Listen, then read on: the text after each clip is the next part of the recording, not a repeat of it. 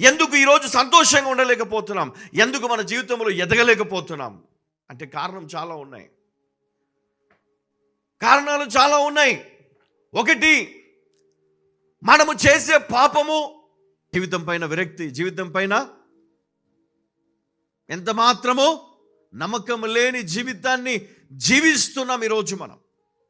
అయితే పరిశుద్ధ గ్రంథములో నుండి ఒక వ్యక్తి పిలుపునిస్తున్నాడు, ప్రయాసపడి భారము మోస్తున్న సమస్త జనులారా.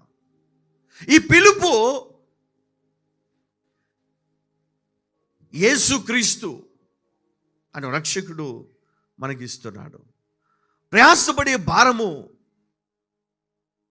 మోచిన సమస్త జనులారా, నా యొద్దకు రండి, నేను మీకు విశ్రాంతి కలగజేసేదను. ఈరోజు నిన్ను కూడా పిలుస్తా ఉన్నాను నీకు జీవితాన్ని ఇవ్వడానికి. హల్లెలూయా.